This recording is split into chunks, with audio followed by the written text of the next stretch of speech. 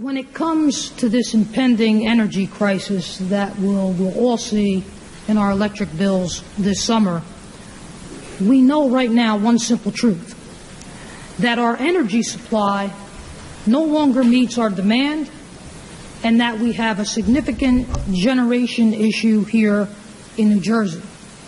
7 years ago, New Jersey was a net energy exporter. Now, we are importers.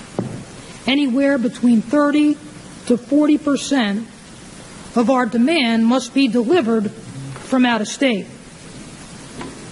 We are at the mercy of the market, and that is why our energy costs are going up. And how do we get here? Well, I had the privilege of serving on the select committee that heard from a number of stakeholders and experts who clearly said that the policies coming out of Trenton are contributing to our energy shortage and subsequent skyrocketing energy bills. They pointed to the governor's questionable energy master plan, the BPU's failed wind program, policies over the last 7 years pushing our state towards complete electrification without considering how we would meet the demand. Experts pointed to a whole host of sources and culprits that have brought us here today, a place that was foreseeable and predictable. And now we want to limit the investigation to PJM.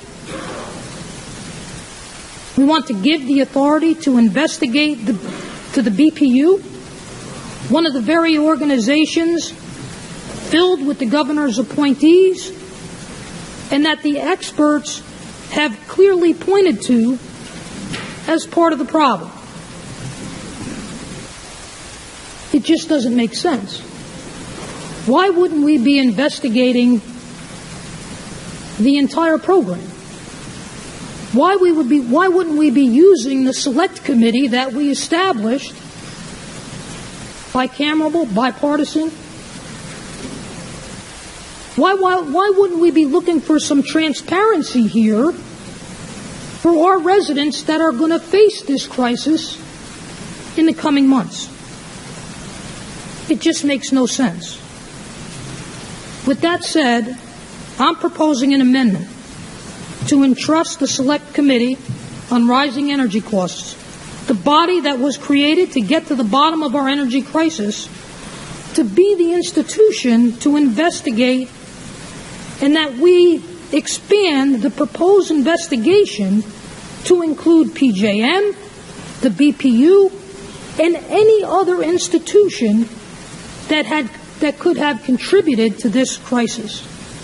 The very spots that the experts and stakeholders told us was the reason behind this.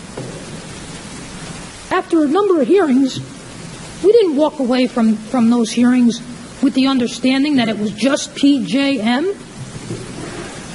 How can we get to a solution for our residents? How can we correct this problem long term when we so narrowly focus our investigation and leave out the exact bodies that the experts said and the policies of this state that the experts said have brought us to this crisis?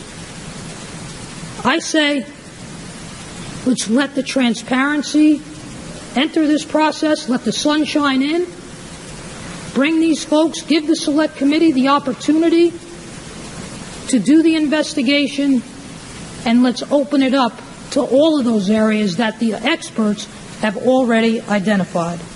Mr. President, pursuant to Senate Rule 17:2, I move the Senate Joint Resolution 154 be placed on second reading for the purposes of amendment, as I have described, changing the investigative body to the Select Committee and expanding the investigation to all areas and all bodies that have played a role in bringing us to this point.